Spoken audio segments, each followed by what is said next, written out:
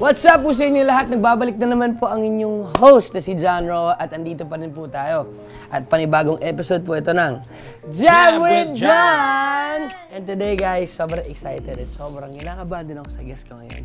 Kasi marami akong gustong matutunan sa kanila and I've been listening to them since I was in high school. And medyo pag-graduate ng high school. Parang oh, sige na. The couple that brought you Dati and Triangulo, let's all welcome Tyra and Yumi, everybody! May pag-angat ng pa, Oo. Kasali yan Excited ka ba? Medyo. Before anything else, gusto kong magpasalamat dahil pinaunlakan nyo kami dito sa Jam with John. Maraming salamat. Maraming salamat sa pag-invite. Thank you so much. And marami kayong pagkukwentuhan ngayon kasi sobrang curious ako sa mga paano ba maggumawa ng music ang Tyra and Yumi. Pero simulan natin yan siyempre. Individually muna. Paano ba nagsimula yung love niyo for writing songs or for singing? For music? Late ako nag-start mag-write ng songs, 18. So, hindi ko alam na pwede pala yun for me. Parang meron akong puwang dun sa industry na makagawa ng songs for other artists and para sa akin mismo. Kasi nagigig lang ako before eh. So, yun lang. Fan lang talaga. I'm a music lover ever since na maliit pa ako. So, sinubukan ko lang and then, ayun. Ako naman, growing up in a musical family, both my parents are choir singers when they were in college. And my dad used to compete sa mga contests. At age 3, talagang nakapush na ako na kumanta. Hindi man as a professional, pero at age 3, weekly karaoke. Tapos, mayroong syempre sessions with the parents na teaching the singing techniques, ganyan. Siguro bago mag-high school, dun ko parang talagang, sige nga. Hanap yung... Oo, sige nga, hanap ng sariling, ng tunog, ng genre. Yan. And then, also in high school, so, masasabi nating formative years ko musically in high school. Kasi during high school, diyan ko, I started, siguro, I consider the start of my songwriting career or songwriting endeavor. Nagpapalit ako ng lyrics sa mga existing songs para mang-trip ng kaklase. Gagawin mo, parang spoof. Parody yan. Papalitan mo yung lyrics para mang-trip ka ng kaklase and then gumagawa ka ng songs para makapang-impress ng, well, mainly impress other girls, diba? So, yun. So, tsaka ako na-realize na, hey, I can do this, you know, I can do this for real. Yun. Until na-meet ko yung mga kagrupo ko. Actually, I parked writing songs nung college. I was focused on my studies. Until I met this group, Fifth Wave. Di pa sila Fifth Wave Theory. Kami nung naging joint forces kami, tsaka kami naging Fifth Wave. So, na-meet ko yung mga members nun. Tapos sabi nila, gusto mo bang kumanta ng mga hook namin? O, sige. And then, doon na nag-start yung mga sulat kayo ulit. Tipon-tipon sulat. Hanggang sa, ayun na, nakasa ka na sa pagsulat. Paano ba nag-start yung tambalan Tyra and Yumi sa music scene? Ano yan eh. Nag-start yan isang show ng kung sa kami kabilang dati na grupo, Flip Music. Nagkakaroon yan ng shows dati, monthly. So nagkakaroon ng mga tawag nila Flip Fridays. Isang performance namin, dumaan siya. Tapos sinabihan din siyang kumanta ka na rin since andito ka. Ganun yun, di ba? Tama? And napadaan ka lang nun eh. Yeah, kasi parang after a long time, hindi ako visible sa gigs. And then, sabi nila, kumanta ka, parang pumunta ka, tapos kumanta ka na rin. Kasi ang tagal na namin hindi ka nakakasama. So, ayun, nung gabing yon, nandun din ng Fifth Wave. Tapos mag-host siya. Tapos parang nung kumakanta sila, sabi ko, galing naman na ito. Sabi ko, whatever. Actually, tinawag niya ako sa backstage. Hindi backstage, nasa labas tayo. Sa labas. Sayo sila. Ito kasi, parang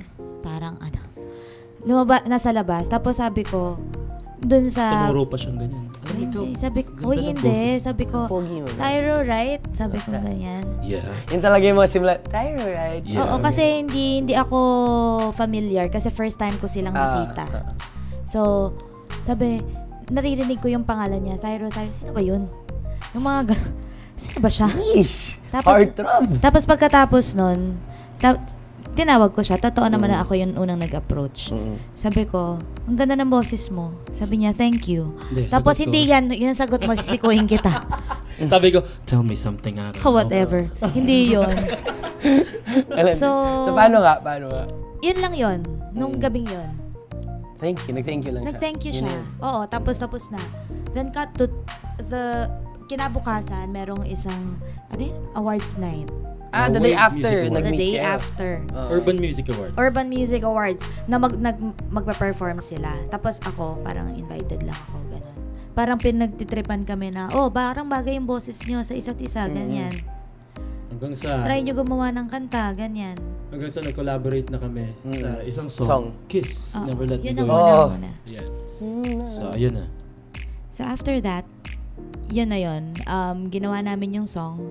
Yung dad niya, kasi parang yun yung may friend siya sa mga radio stations. Pinasa ngayon sa radio stations. Nag-number 1 siya sa Wave. Tapos, after that, pinahanap kami ng Viva.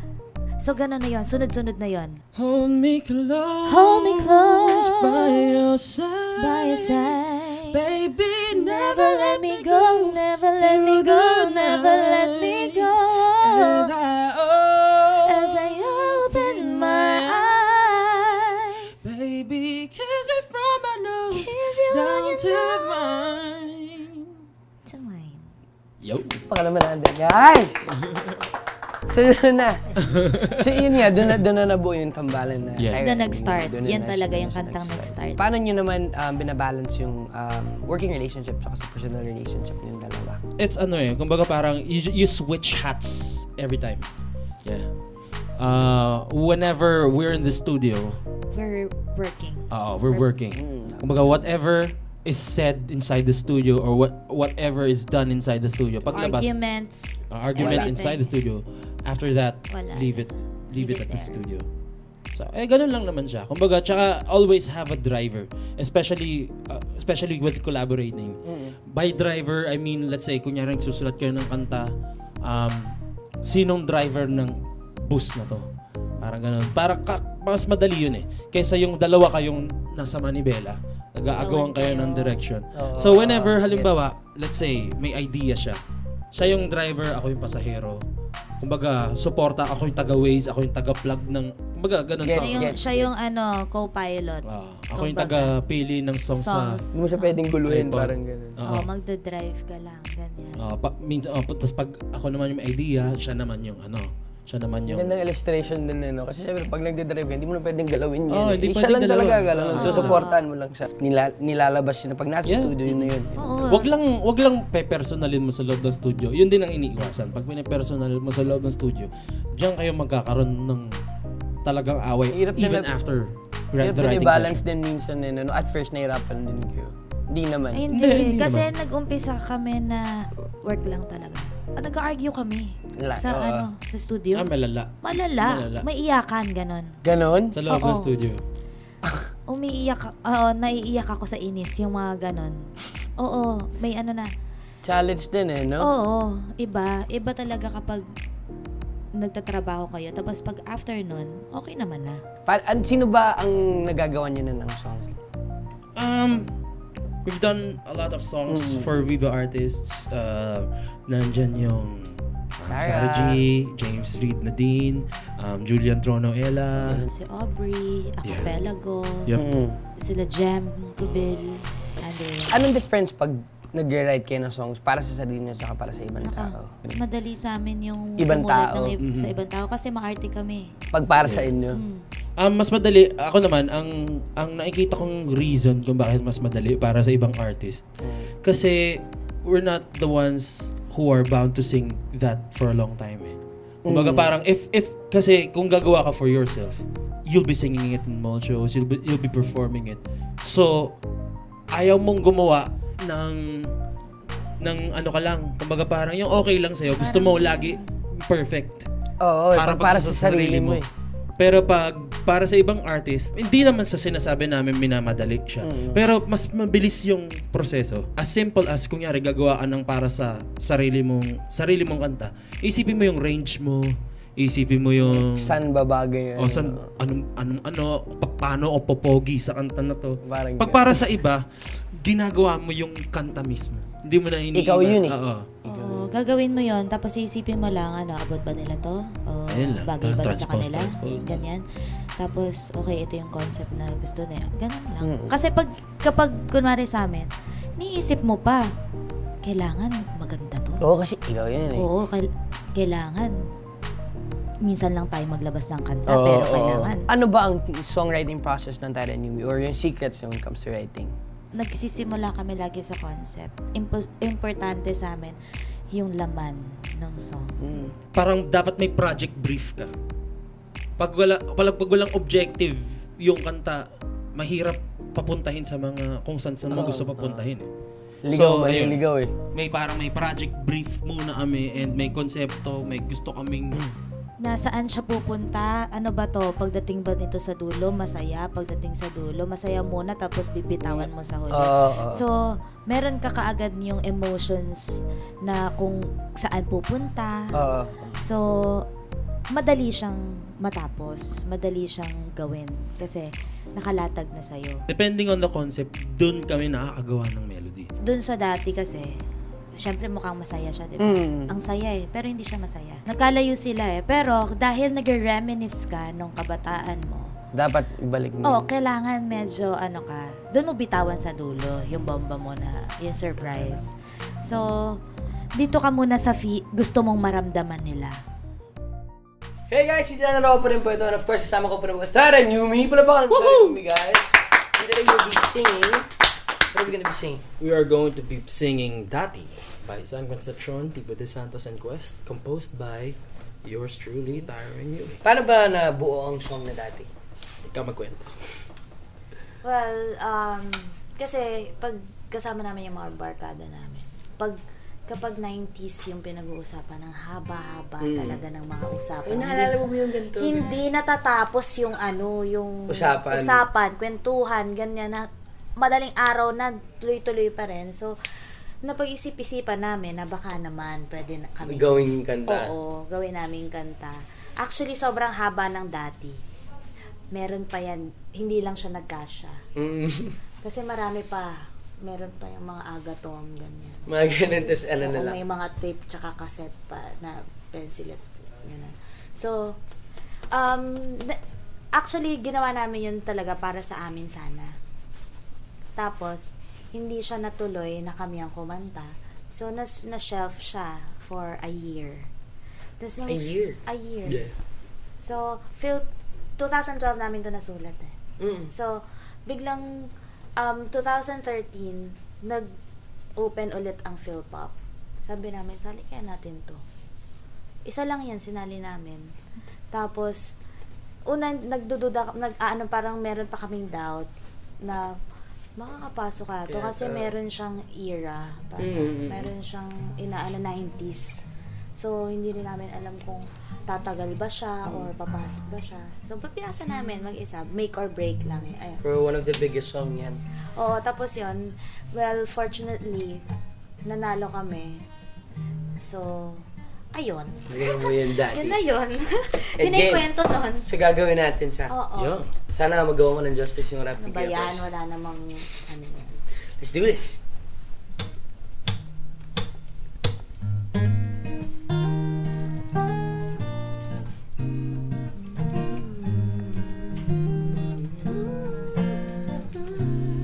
Dati-rati sabay pa nating pinangarap ang lahat.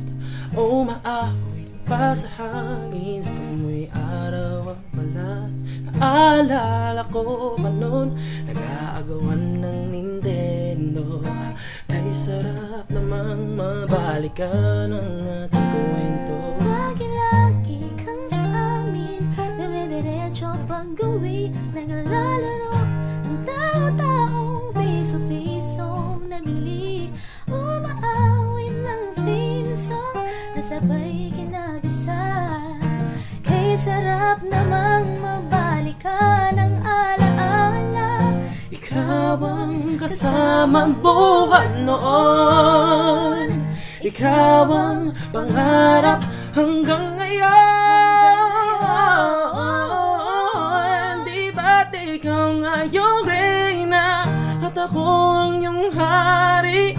Ako yung prinsesa, sagip mo palagi. Ngunit ngayon marami nang nabago't nangyari. Ngunit di ang pagtingin Iyang pagtingin nagaya pa rin ang dararanda dati, dararanda dati, dararanda dati. Nagaya pa rin ang dati-rati ay palaging sabay na mag-siesta. at sabay ring gigising ng alas 4:30. Sabay manonood ng paboritong programa. Okay, tamis namang mabalikan ang alaala. Di ba't ikaw ngayon rin na at ako ang iyong hari? Ako yung prinsesa, sagip mo palagi. Ngunit ngayon marami nang nabago't nangyari. Ngunit di ang pagtingin kaya pa rin ang Ang dati-rati ay naglalaro po ng buhay-buhayan. Gamit-gamit ang matilati na tali sa kawayan. Bawang magkakalaban po nagtataya-tayaan. Pero si tamis ng Kenny po nagkakasal-kasalan. Ba dati ay nagpupunwari Marvin Argelina. Minsan ay tambaling Malin at Bojo Molina. Ang sarap siguro balikan ng mga alaala. Alam ko magkayakap mga batang magkasama. parang tulyo-tulya, lagi tayong magkasama. Sabay tayong umiiyak pag inaapi si Sarah. Una kang kinakatok sa pag-isapi ng umaga.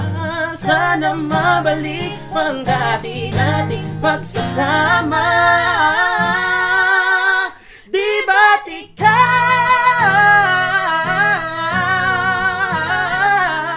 Ako yung prinsesa, sagip mo palagi. ngunit ngayon malayo ka at malabong nangyari ang aking pagtingin? Ibang na lang sa hangin. Pangarap na lang din na kaya pa rin ang dararanda dati, dati. Yeah, yeah, yeah, yeah. Dararanda dati, dararanda dati, dararanda dati. Na kaya pa rin ng dati.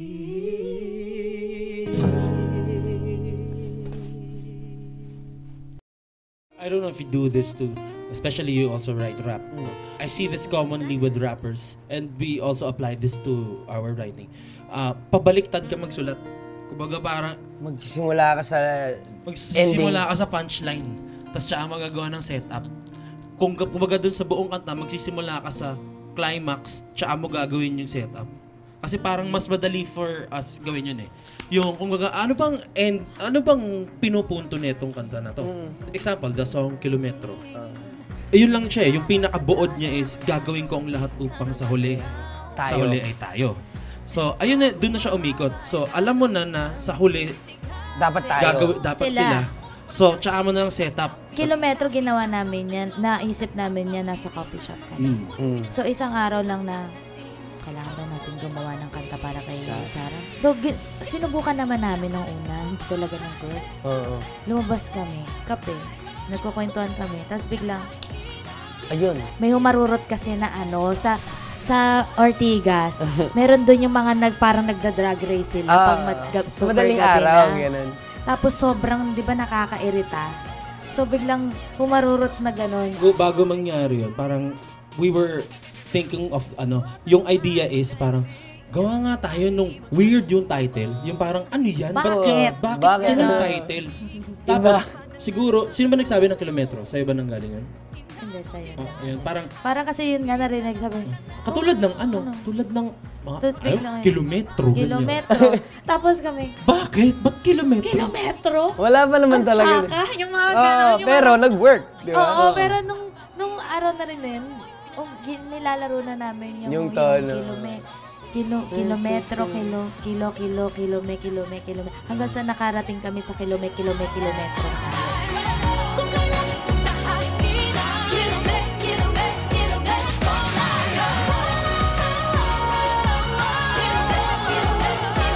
Saka maganda dun, hindi na English. Oo. So, hindi mo pwede Englishin. Nakakaloka yun nung nangyari yun. Parang, Kilometro. okay, kilometro. Tungkol saan? Bakit kilometro? Bakit kilometro? Distance. So, doon na unti-unti na nabubuo yung story. Yung iba, akala nila ibig sabihin nun LDR. Hindi talaga. Ang ibig talaga sabihin nun is, alam mo yung sitwasyon na namamadali ka. Hindi. Parang pinalalayo ka dun sa karelasyon mo. Ayaw ng magulang mo dun. Pinalalayo sa'yo. Ayaw ng mga kaibigan mo sa kanya. Meron pa ba kayong mga dream na sulatan or dream collaborations? Sure. Sure. Gusto ko magkaroon ng Justin Bieber or ng Selena Gomez or ng Taylor Swift. Economically, o kaya makakollaborate ka sa Chainsmokers, ganyan. Ariana Grande, ganyan. Ito talaga yung Britney Spears, Katy Perry, ganyan. There's a wave now ng mga, especially in hip-hop and R&B, there's a wave now na, new sound. Andyan yung trap soul na tunog. So, ang dami naggaganyan. Andyan yung R&B. Mga har-har. Hindi yung pangalan nitong babae, Kalani, mga ganun. So, it's a new wave. So, just ride it. Pero wag kang yung... Never forget your identity of your sound. Kasi kailangan, ito yung genre. Pero kailangan may ihiwalay ka nila. Ito si John. Yung pag narinig nila yung tunog, si John Roa to. Parang mayroon naman eh. May trademark. Meron na. Parang meron na. Nangyari sa radyo. John Roa siguro to. Tapos pag search mo, John Roa. So, yun. And pag nagsusulat ka, minsan mahirap tapusin, diba? Hirap talaga. Just learn how to stop. Pag nakwento mo na, huwag ka nang umikot-ikot. Pero stop with a good punch. Punchline. Tsaka meron din akong siguro generic advice, pero it really applies to almost everything. Talent will get you there, but hard work will keep you there. If I were to mentor someone, I would pick the hard worker. Kasi kung talented ka, tatamarin ka, magaling ka eh. Tamad ka. Magaling ka na kasi. The hard worker will beat the talented one.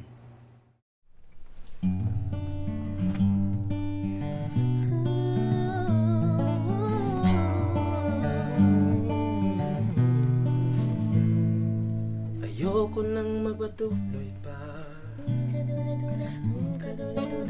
Kung sabay kaming dalawa, mag-isip ka muna. Kung babalik ka rin naman sa iyong nakaraan, ano bang kalalagyan? Kung isasantabi naman itong ating pagsubok, kay mapapagitna ng tatlong gilid at sulok. Balik-balik na rin naman, puso'y masasaktan. Pwede bang wag na lang? Piliin mo ako nga ba? Sino ang tibok ng puso mo? Kasi kahit ilang beses mong i-try ang gulo-gulo, ang gulo-gulo. Kahit pilitin mo sabay ang gulo-gulo, ang gulo-gulo. Dahil ang pag-ibig ay kayamanan na ginawa lamang na pandalawahan. At kahit ilang beses mong i-try ang gulo-gulo, ang gulo-gulo. Ang gulo-gulo, ang gulo-gulo. Ang gulo-gulo, Kailangan ko ngayong maging tapat upang walang madamay ang puso ko ngayatay di tulad ng kahong parisok at mga panig walay-walay at di magkakahanay o di maintindihan ba't ganito ang nararamdaman maging ako'y nagkaguluhan kasi naman kahit ilang beses kong itry ang gulo-gulo ang gulo-gulo. kahit napilitin mong sabay ang gulo-gulo, ang gulo-gulo. Dahil ang pag-ibig ay kayamanan na ginawa lamang na pandalawahan. At kahit ilang beses mong i-try ang gulo-gulo, ang gulo-gulo. Ako ang iyong kahabong naghahanap. Ako kasalukuyang nagtatapat. Sino nga bang aking hinaharap? Kung tatalikuran din ang lahat. Kahit ilang beses mong i-try ang gulo-gulo, ang gulo-gulo. At kahit napilitin mong sabay ang gulo-gulo, ang gulo-gulo. Dahil ang pag-ibig ay kayamanan na Ginawa lamang na pandalawahan. At kahit ilang beses mong i-try ang gulo-gulo, ang gulo-gulo.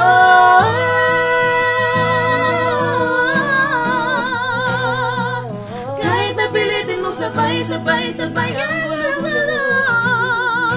Dahil ang pag-ibig ay kayamanan na ginawa lamang na pandalawahan. Kahit ilang beses mong i-try ang gulo-gulo, Ang gulo-gulo. ang gulo, no, no, no, no.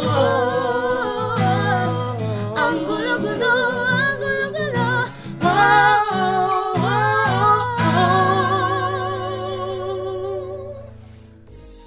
Kaya tayo ngayon at maraming salamat na pinanlakan nyo kami dito. Ang dami ko lang natutunan sa inyo. Once again, maraming salamat. Thank you. Ladies and gentlemen, palakpakan natin Tara Yumi, guys! Thank you. Ang gagawin ko, bakit pa kailangan ganito? May ginawa ba ako masama sa inyo? Ay, tumagalaw?